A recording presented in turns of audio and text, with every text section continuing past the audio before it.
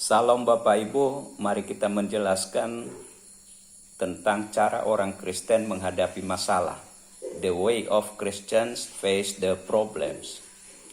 Ini bisa kita lihat pada kitab 2 Tawarikh 15 ayat 7 yang berbunyi, tetapi kamu ini kuatkan hatimu, jangan lemah semangatmu, karena ada upah bagi usahamu. Kita sebagai anak-anak Tuhan selalu tidak khawatir pada apa yang kita hadapi.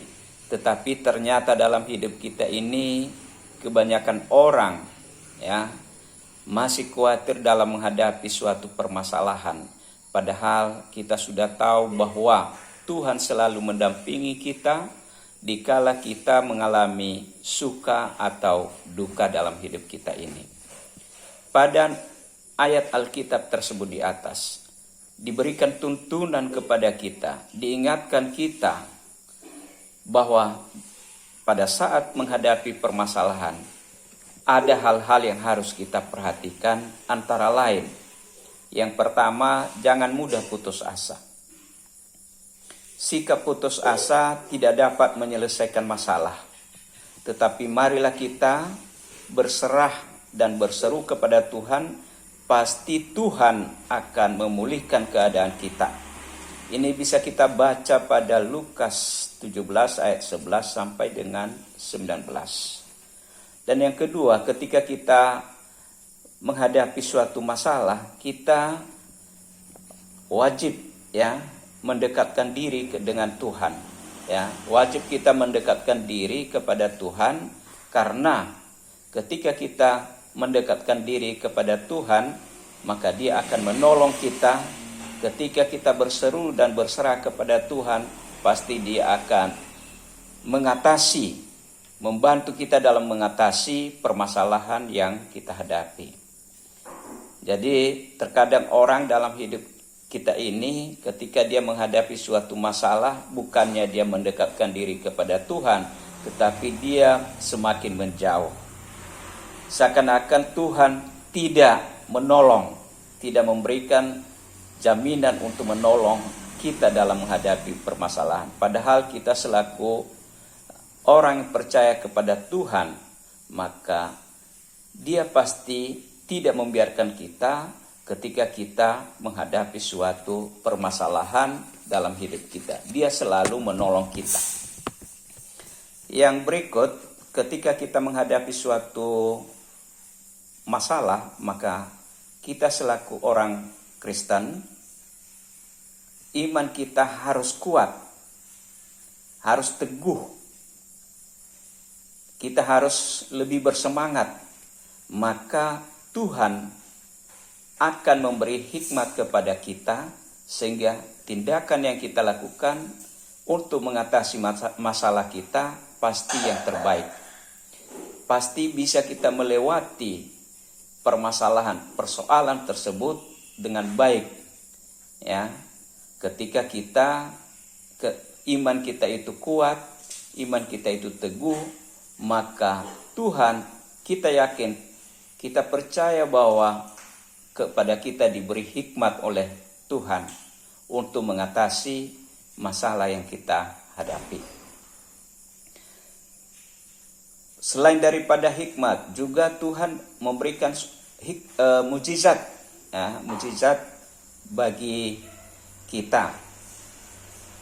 Ketika iman kita itu teguh, ketika iman kita itu kuat kepada Tuhan, maka selain hikmat bisa diberikan berupa mujizat dalam kehidupan kita, dalam kita menghadapi suatu permasalahan. Sebagai contoh, bangsa Israel pada zaman dulu ketika berhadapan dengan musuhnya, maka mereka bisa melarikan diri, mampu menyeberangi sungai Yordan dan dapat melewatinya. Ini suatu mujizat bagi orang Israel pada zaman dahulu. Begitulah ketika iman kita itu teguh kepada Tuhan, maka perhatian Tuhan kepada kita luar biasa. Yang berikut, kita tetap bersyukur ketika kita menghadapi suatu masalah, kita tetap bersyukur. Kita bersyukur bahwa kita bisa menghadapi suatu masalah itu dengan selamat, ya, dengan selamat. Terkadang kita dalam menghadapi suatu masalah, kita bukannya bersyukur, tetapi bersungut-sungut, ya. Maka yang diharapkan kepada kita sesuai dengan ayat Alkitab tersebut di atas tadi, maka kita tetap bersyukur walaupun kita sedang menghadapi suatu persoalan atau permasalahan dalam hidup kita, karena Tuhan tidak memberi sesuatu beban atau masalah kepada kita di luar kemampuan kita. Di 1 Korintus 10 ayat 13 dikatakan bahwa yang diberikan kepada kita hanya pencobaan-pencobaan biasa saja yang diberikan oleh Tuhan. Tidak diberikan kepada kita pencobaan di luar daripada kemampuan kita. Yang terakhir, dalam menghadapi suatu masalah, maka kita terus berdoa. Ya, terus menjalin hubungan yang baik dengan Tuhan, berkomunikasi dengan baik kepada Tuhan. Kenapa? Karena kita dengan berdoa kita mengungkapkan semua yang kita rasakan, yang kita hadapi kepada Tuhan. Kita menyerahkan kepada Tuhan sehingga kita jauhkan kekhawatiran dengan tetap mengucapkan syukur kepada Tuhan. Ini bisa kita baca pada Filipi 4 ayat 6. Jadi pada ayat Alkitab tadi dikatakan bahwa tetapi kamu ini kuatkan hatimu, jangan lemah semangatmu, karena ada upah bagi usahamu. Jadi yang kita barangkali ada perlu kita pahami tentang upah bagi usaha kita ini dalam ayat tersebut tadi. Ini bisa kita baca pada Wahyu 22 ayat 12. Wahyu 22 ayat 12. Sesungguhnya aku datang segera dan aku membawa upahku untuk membalaskan kepada setiap orang menurut perbuatannya. Jadi upah kita ini yang diberikan oleh Tuhan ketika kita menghadapi persoalan dalam hidup kita ini dengan semangat, tidak putus asa, maka kita diberikan upah oleh Tuhan sesuai dengan perbuatan kita. Kalau perbuatan kita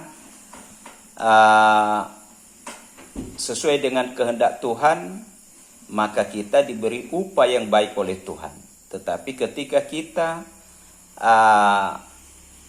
melakukan sesuatu yang tidak sesuai dengan kehendak Tuhan, maka upah kita juga tentu upah yang tidak baik yang diberikan oleh Tuhan.